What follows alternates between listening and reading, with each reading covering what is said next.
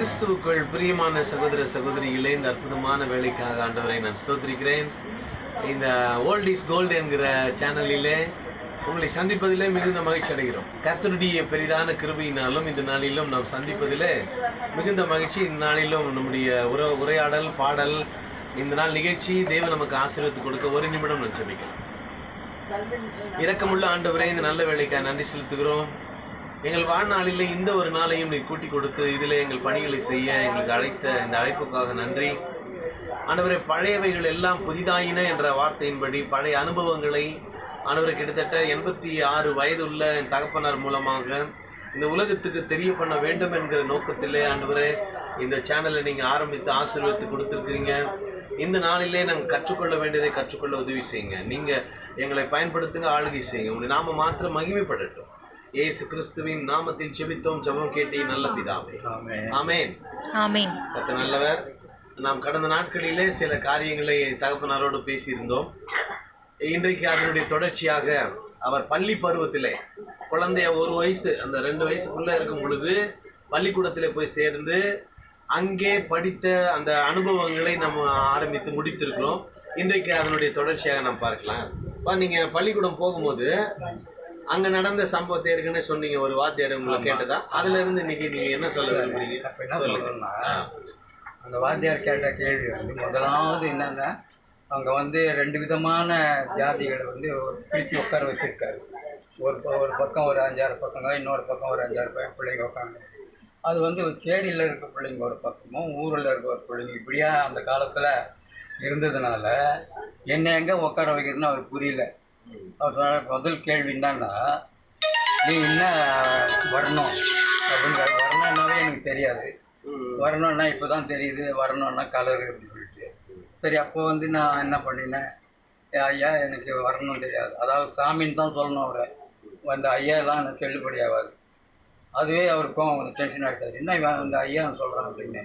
டேய், எல்லோரும் எப்படிடா சொல்கிறாங்க, சாமின்னு தான் சொல்கிறாங்க, நீ என்ன ஐயான்னு சொல்கிற? பாருங்க ஐயா, எனக்கு கற்றுக் கொடுத்தது என் பாட்டி மாருங்க இப்படி தான். ஏன்னா நான் கிறிஸ்தவன் இருக்கிறதுனால உபதேசர் ஐயா, நான் பாஸ்டர் ஐயா இப்படி தான் சொல்லுவோம், மூப்பனார் ஐயா அப்படின்னு சொல்கிறதுனால நீங்கள் வாத்தியாராக இருக்கிறதுனால உங்களை ஐயான்னு தான் சொல்லணும் அப்படின்னாக்கா உங்களுக்கு ரொம்ப வாய் ஜாஸ்தி தான். அதான் உங்களை இந்த வெள்ளைக்கார பசங்க கெடுத்துட்டானுங்க உங்களை இந்த சின்ன வயசில் வாயை பறதுக்கு அப்படின்னு பேசுகிறாரு.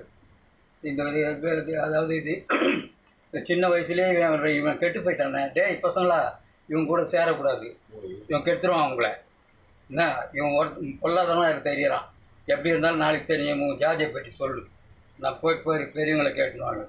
அங்கே போய் தாத்தா கிட்ட கேட்டால், நான் 5 தாத்தா 4 இது போயிட்டாரா, ஒருத்தர் தான் இந்த சின்ன கடைசி தாத்தா. ஜாதி கேட்டால் அவர் ஜாதி சொன்னார், முத்திரையர்றா நம்ம அப்படின்னு சொல்லிட்டு.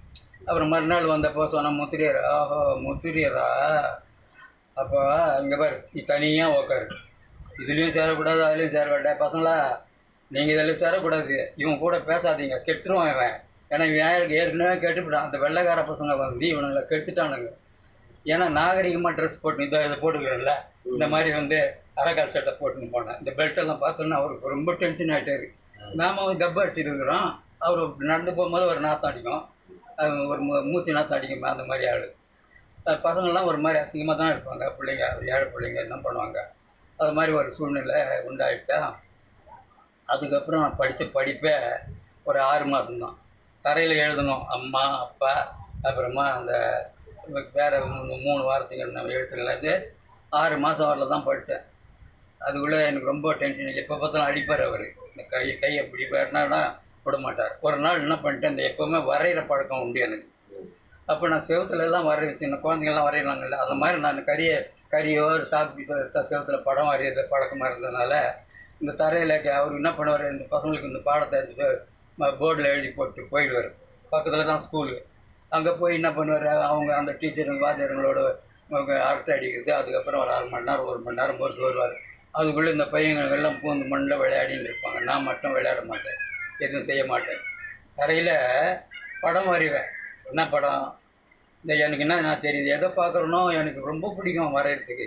இந்த விரலை கொண்டு அப்படியே படங்க வரைவேன். யானை மாதிரி வரைவேன், மயில் மாதிரி வரைவேன். இது மாதிரிலாம் வந்த உடனே, டேய் நான் என்ன சொன்னேன், பாடம் எழுதிட்டேன் ஐயா. அப்போ அதெல்லாம் சும்மா உட்காந்துருக்கணும், அதனால நான் வரைகிறேன். இப்போ இந்த வேலைலாம் வச்சுக்கூடாது, நான் என்ன சொல்கிறேன்னா அதான் செய்யணும். இந்த வரையறலாம் கூடாது, நான் பாடம் எழுதுனேன்ல அது மட்டும்தான் நீ பார்க்கணும், இதெல்லாம் பண்ணக்கூடாது அப்படின்ட்டு. நீ இனிமேல் நான் எழுத கையை நீட்டு கையை நாட்டினா இப்படி கண்ணேட்டினா கூட அவங்க திருப்பிடா கையை, ஏன்னா முட்டி மேலே அடிச்சா தான் நான் எழுத மாட்டேன். ஒரு நாள் என்ன பண்ணிட்டேன், அதுக்குள்ளே ஒரு 6 மாதம் வந்துருச்சு. நான் இந்த நடுமத்தில் சூரியனை போட்டு விட்டேன். போட்டு அப்படி பிறந்து வெளியில் வரும் சூரியன் மலைக்கு நடுவில். அந்த மாதிரி அது என்ன சமாச்சாரம்னு எனக்கு தெரியாது. எங்கேயோ செவத்தில் இதெல்லாம் போட்டு வச்சுருப்பாங்க அந்த காலத்தில். அதை பார்த்துட்டு நான் அதை எதை பார்க்குறனோ அப்படியே ரெக்கார்டு மைண்டில் போயிடும். அதை வந்து வரைய ஆரம்பிச்சிருவேன். இதே என் பழக்கம். பென்சில் எடுத்தாலும் நோட் புக் எடுத்தாலும் அதில் படம் முதல்ல வரைவேன், தென்னை மரம் வரையுது, இப்படிலாம் சில காரியங்களை வரைஞ்சிக்கிட்டு அது என்ன இந்த படத்தை பார்த்த உடனே மகா டென்ஷன் ஆகிட்டாரு. இவன் இவன் வந்து முளைச்சி 3 இலை விடல, இதுக்குள்ளே என்னென்னமோ எழுதுறான், என்ன இடம் உனக்கு வந்து இதெல்லாம் சரிப்படாதுப்பா என்ன அப்படின்னு சொல்லி ரொம்ப அடிச்சிட்டாரு. என்ன அடிச்சுன்னா அந்த முட்டிலாம் வீங்கி போச்சு, இந்த தோலெல்லாம் பிஞ்சு போச்சு, அந்த அளவுக்கு வரம்பில் அடியே என்ன அடிச்சிட்டாரு. அதான் கடைசி. அப்போ மத்தியானம் அம்மா எனக்கு சாப்பாடு எடுத்துன்னு வருவாங்க. இந்த குளத்துக்கு அது சொன்ன பாரு, அந்த குளத்துக்கு எல்லாம் ஒரு ஆலமரம் சின்னது, அது இப்போ பெரிய ஆலமரம் ஆயிடுச்சு. அப்போ அங்கே அம்மா வந்து இந்த கையில் எடுத்து சாப்பிட முடியல. இந்த அளவுக்கு அவங்க நான் சொல்லிட்டேன், அம்மா இதான் நான் கடைசி, நாளைக்கு நான் தாத்தா வீட்டுக்கு போயிடுறேன், அது மிஷினரி ஸ்கூல் தான் நல்லதும்மா, இது இவங்க சரி.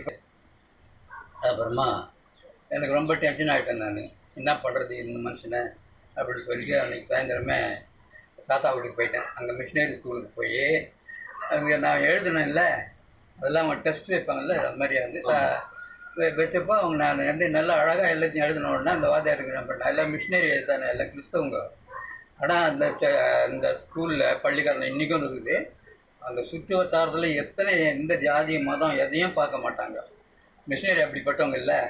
அதனால் அவங்க வந்து என்னை பார்த்துட்டு நல்லா எழுதுகிறான், இவனை வந்து 1ஆவதுக்கு லாய்க்கு இல்லை, 2ஆவதில் போட்டுடலாம் அப்படின்னு சொல்லி அங்கேயே ஒரு ப்ரொமோஷன் எனக்கு. அப்போ தான் ஸ்லைட்டில் எழுத முடியும். அப்போ நான் ஸ்லைட்டில் எழுதி 1 வருஷம் கடந்துருச்சு. இங்கே வந்து விட்டுருங்க, அந்த இப்படி போயிட்டுன்னா அதோட அங்கே போய் 1 வருஷம் கடந்த உடனே அப்புறமா அதுக்குள்ளே என் தம்பி வளர்ந்துட்டான். அவனுக்கு அப்போ நல்லா ஒரு 6 வயசு ஆகி போயிடுச்சு. அப்போ என்ன பண்ணிட்டாரு எங்கள் அப்பா, வேளச்சேரி ஹாஸ்டலில் போய் சேர்த்து, நீங்கள் இங்கே இருக்க மாட்டீங்க, சரிப்படாது, நீ ஹாஸ்டலில் போய் நீங்கள் நம்ம மிஷினரி இதில் படி பேங்க்ஸ் அம்மா இருப்பாங்க, அவங்க ஒன்று உங்களை எல்லாம் நடத்துவாங்க. இந்த அம்மா தான் எனக்கு மெயின். பெற்ற தாய் தேவக்குருங்க, இவங்க வந்து பேங்க்ஸ் அம்மா வந்து ஞானத்தாய். குழந்தையிலேயே எடுத்து பிரதிஷ்டை பண்ணி அவங்களுடைய கேப்பை என் தள்ள போட்டு என்ன மாதிரி நீ ஊழியம் பண்ணணும் அப்படின்னு சொல்லி பிளஸ்ஸிங் பண்ணிட்டாங்க. அப்போ கேட்டாங்க, நீ பண்ணுவியா அப்படின்னு. பண்ணுவோம்மா, கண்டிப்பாக பண்ணு. ஆமாம், கண்டிப்பாக பண்ணுவேன் அப்படின்னு சொல்லிட்டேன். அது வந்து இப்போ நம்ம ஊழியத்தை பண்ணிட்டோம். நீங்கள் நம்ம குடும்பமாக போனோம்ல. இப்போ பள்ளிக்காரனிலேருந்து எந்த இடத்துல இது நடக்குது? பேங்க்ஸ் அம்மா வேளச்சேரியில் என்னை கொண்டு வேளச்சேரி போர்டிங்கில் சேர்த்தாங்கல்ல, ஹாஸ்டலில் சேர்த்துட்டாங்க. அப்போ தான் நடந்து இந்த சமாச்சாரம். அப்போ வந்து அவங்களோட வந்து இந்த இப்போ வந்து இந்த 52 வயது இதாகி போச்சு வருஷம். 3ஆம் கிளாஸில் போயிட்டு பரீட்சை கூட எழுதலை. அதுக்குள்ளே ஒரு சட்டம் வந்துச்சு. அங்கே ஒரு பிராமணம் வந்தான் முதலமைச்சராக. 52 யார் வந்தாங்க தெரியுமா? ராஜாஜி. ஆமாம், அவர் ஒரு சட்டம் கொண்டாந்தார். குலத்தொழில், நீ இது என்ன இந்த இருக்கிற அதை அவங்க அப்பா என்ன வேலை செய்கிறானோ அதை கற்றுக்கணும். அதனால் 1/2 நாள் படிக்கணும், 1/2 நாள் போய் வேலை கற்றுக்கணும் அப்படின்னு ஒரு சட்டம் கொண்டு வந்த உடனே நாங்கள் என்ன பண்ணுறது, ஹாஸ்டலில் இருக்க பிள்ளைங்க, பக்கத்தில் கிராமம் அந்த ஊர் வேளச்சேரியில் இருக்க பிள்ளைங்க வந்து போயிடுவானுங்க. அப்போ நான் வந்து எப்படி என்ன பண்ணுறது, அப்பா வந்து சைக்கிள் ரிப்பேர் தான் பண்ணுறாரு, அதுக்கு நான் இங்கே வரணுமே. அப்போ என்ன பண்ணிட்டேன், போர்டிங்கை விட்டு வெளில வந்துட்டேன். நான் கேட்டாங்க அம்மா, என்னப்பா அப்படின்னு. இல்லைம்மா, நான் போகிறேன், இங்கே எப்படி எல்லாம் கற்றுக்க முடியாது, இங்கே எங்கே போய் போகிறது. அப்பா சைக்கிள் கடை வச்சுக்கிறாரு, சைக்கிள் வேலை கற்றுக்கினா என்ன பண்ண முடியும் அப்படின்னு சொல்லி நான் வந்துட்டேன். எப்போ 52ல் இங்கே வந்தாச்சு. வீட்டுக்கு வந்து இங்கே வீடு நம்ம எங்கே வீடு வந்து இங்கே நம்ம கிழக்கு தாம்பரத்தில் ஏர்போர்ட்ஸ் இருக்குதுல்ல, அந்த ரோட்டில் என் கடைசியில் வீடும் அந்த சைக்கிள் கடையும் இருக்குது. நான் வீட்டுக்கு வந்தால் அப்பா இல்லை. அப்பா ஹாஸ்பிட்டலில் உடம்பு சரியில்லாமல் ரொம்ப சீரியஸ் ஆகி போய், அப்போ அம்மா என்ன சொன்னாங்கன்னா, அப்பாவுக்கு உடம்பு சரியில்லை, ஹாஸ்பிட்டலில் கொண்டு சித்தப்பா விட்டார். எங்கம்மானா ஜெனரல் ஹாஸ்பிட்டலில். நான் சரி என்ன ஒரு 5 ரூபா கொடுத்தாங்க, அதை எடுத்துன்னு ஜெனரல் ஹாஸ்பிட்டலுக்கு போய் பார்க்குறேன். போனாக்கா அவருக்கு சட்டம் இல்லாமல் உட்காந்துக்கிறாரு பெட்டில்.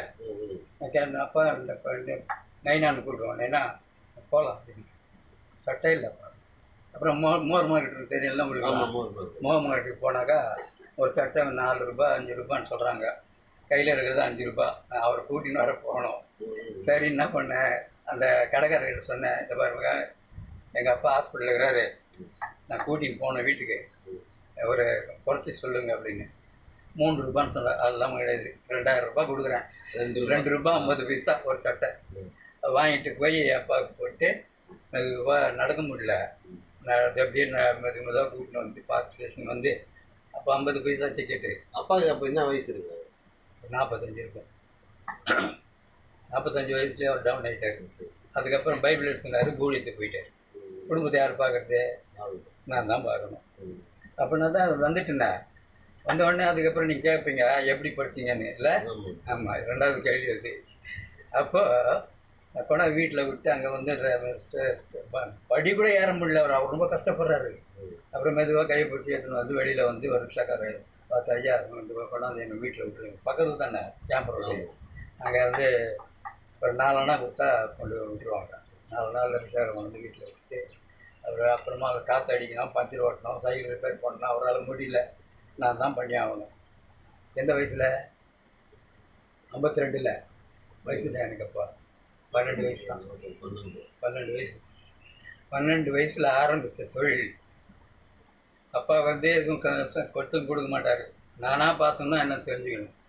அந்த சைக்கிளில் ஆரம்பித்து மோட்டர் சைக்கிளில் போயிட்டேன், காருக்கு போயிட்டேன் ரிப்பேர் பண்ணுறதுக்கு. எல்லாம் பண்ணுவோன்னா சீப்பாக வாங்கிட்டு அதை ரெடி பண்ணி அந்த ஏர்ஃபோர்ஸ் டேர்னிங்கில் வந்து இந்த கடை இருக்கிறதுனால ஏர்ஃபோர்ஸ் ஆளுங்க காலையில் வருவாங்க சைக்கிளில் தள்ளிங்க காத்தடிய அவா வர வைப்பு. அவங்க கூட வரும்போது சாமின்னு கூப்பிடுவாங்க. அப்போ நான் சொல்லுவேன், சாமின்னு கூப்பிடுறேன், காய்को आप लोग சாமி बोल रहा, சாமி का मतलब मालूम है आपको? भगवान है சாமி. பகவான் ஆகி மனுஷனை போய் பகவான் கூப்பிடுவியா அப்படின்லாம் பேச ஆரம்பிச்சிட்டேன். அது அவங்களோட பேசி இனிமேல் நான் வரும்போது போகும்போதெல்லாம் அவங்ககிட்ட இந்த மாதிரி ஹிந்தி வந்துச்சு, சரளமாக பேச ஆரம்பிச்சிட்டேன். அதுக்கப்புறம் வந்து என்ன ஆகிப்போச்சு, இந்த வேலையெல்லாம் நானே செய்ய அப்படியே ஆட்டோமொபைலில் போய் எங்கெங்கே போயிட்டேன். இருந்தாலும் அவங்களுக்கு தெரியும். இப்போ கடைசியாக நீங்கள் என்ன வேலை முடிச்சுட்டு வந்தீங்க? வெளிநாட்டுக்கு போயிட்டேன்ல. எங்களுக்கு தெரியும், என் பிள்ளைங்களுக்கு தெரியணும்னு நான் சொல்கிறேன். அப்போது இப்போ இந்த அதுக்குள்ளே வந்து திருமணம் நடந்துச்சு. அதுக்கப்புறம் என் மக வந்து முதல்ல ஒரு பொண்ணு, முதல்ல ஒரு பையன் பிறந்து இறந்து போயிடுச்சு. ஒரு மக ஆலிஸு, 2வது பொண்ணு ரூபி கிளாடினா. அது கூட 2 பேரும் வந்து மிஷினரி பேர் தான் அவங்களுக்கு. ஏன்னா என் பிள்ளைங்க வந்து ஊழியக்காரராக. சரி, ரொம்ப சந்தோஷம். இதோட நம்ம அடுத்த நிகழ்ச்சியில் நிறைய விஷயம் கேட்கலாம். இப்போ நம்ம ஒரு பாட்டை பாடி ஆண்டவரை மகிமைப்படுத்தலாம். கர்த்தர் மட்டுமா இவரை அழைத்து ஆசீர்வதித்து பெருக செஞ்சிருக்கிறாரு. நிறைய அனுபவங்கள் உங்கள் வாழ்க்கையில் பிரயோஜனமாக இருக்கும். வருங்கால நிறைய கேள்விகளோடு நம்ம சந்திக்கலாம். இப்போ ஒரு பாட்டு பாடலாம்.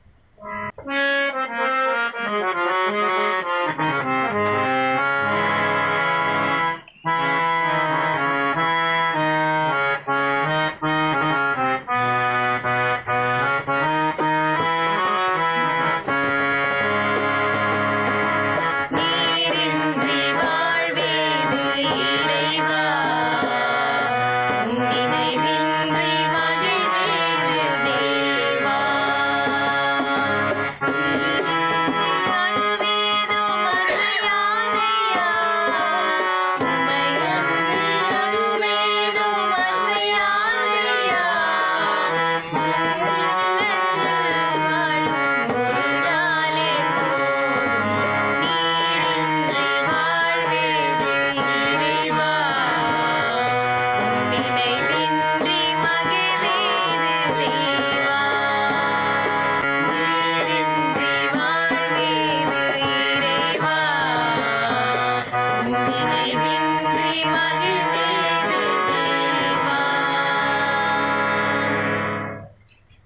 ஜெபம் பண்ணுங்க. நீங்க இன்னைக்கு இந்த காலத்துல இருக்கிற பிள்ளைங்களுக்காக ஒரு ஜெபம் பண்ணுங்க. உங்களை மாதிரி ஆரம்பத்துல இருந்தே தொழில், கல்வி, இந்த பல இது நீங்க சந்திச்சிருக்கீங்க. பிளஸ் பண்ணுங்க பிள்ளைங்களை. வேற பிள்ளைங்க நிறைய பேர் இருக்கிறாங்க இல்லையா, பாக்குற ஒவ்வொருத்தரும் நல்லா இருக்கும். ஜெபம் பண்ணுங்க. அப்போ அந்த நிகழ்ச்சியில என்னுடைய வாழ்க்கையில் இருக்கிறதா குழந்தை பருவத்திலிருந்து இது வரலும் எனக்கு என்னென்ன நடந்ததோ வாழ்க்கையில் அதை நான் சொல்லி விரும்புகிறேன். ஏன்னா வருங்கால இந்த சின்ன பிள்ளைங்களுக்கு தெரிய வேண்டுமே, எத்தனை கஷ்டப்பட்டு ஒரு பெற்றோர்கள் வாழ்ந்திருப்பார்கள், என்னென்ன நிலையில வாழ்ந்திருப்பார்கள் என்பதெல்லாம் பேச வேண்டும் என்று என் வாஞ்சியாக இருக்கிறபடினாலே கர்த்தாவே இந்த நாளிலே அது ஆரம்பித்ததை தொடர்ந்து கர்த்தாவே இந்த உலக மக்களுக்கு, சிறு பிள்ளைகளுக்கு தெரிய வேண்டும், அவர்களுடைய பெற்றோர்கள் எப்படி வளர்த்திருப்பார்கள் என்பதெல்லாம் புரிய வேண்டுமா கர்த்தாவே இந்த நிகழ்ச்சியை நான் தொடங்கியிருக்கிறேன். என்னுடைய வாழ்க்கையில் அனுபவித்த அநேக காரியங்கள் கர்த்தாவே, நீ இல்லாமல் ஒன்றும் செய்ய முடியாது என்பதை நான் உணர்ந்திருக்கிறது போல கர்த்தாவே, இயேசுவே நீர்தான் தெய்வம் என்பதை உலகத்துக்கு பறைசாற்ற வேண்டும் என்பதாலே என் பிள்ளைகளை அனைவருமே கர்த்தாவே, பேத்திமார்கள் 4 பேர் இருக்காங்க, அந்த அனைவருமே கர்த்தாவே ஊழியத்தில் ஈடுபட வேண்டும் என்று நான் வாஞ்சிக்கிறேன். அதுபோல இந்த நிகழ்ச்சியை கேட்டுக்கொண்டிருக்க சிறு பிள்ளைகள் முதல் கொண்டு பெரியவர்கள் வரையிலும் கர்த்தரே தெய்வம் என்பதை அறிந்து மக்களுக்கு பறைசாற்ற வேண்டுமாய் இந்த நேரத்தில் ஒப்பு கொடுத்து ஜெபிக்கிறேன். உங்களை கர்த்தர் ஆசீர்வதிப்பாராக. தொடர்ந்து எனக்கு உதவி செய்யுங்க. நீங்கள் பாருங்கள், அநேக விஷயங்களை என் வாழ்க்கையில் நடந்த விஷயங்களை அனைக்கும் சொல்லும்பொழுது அந்த சிறு பிள்ளைகளுக்கு அது பிரயோஜனமாக இருக்குன்னு நான் நினைக்கிறேன். ஆகவே உங்கள் அனைவரும் கர்த்தர் ஆசீர்வதிப்பாராக. அல்லேலூயா. ஸ்தோத்திரம் கர்த்தாவே, ஸ்தோத்திரம். கர்த்தராக இயேசு கிறிஸ்து மூலம் வேண்டிய ஜீவனுள்ள நல்ல பிதாவே. ஆமென். மீண்டும் நிகழ்ச்சியில் நான் சந்திக்கலாம். Bless you. தேங்க்யூ.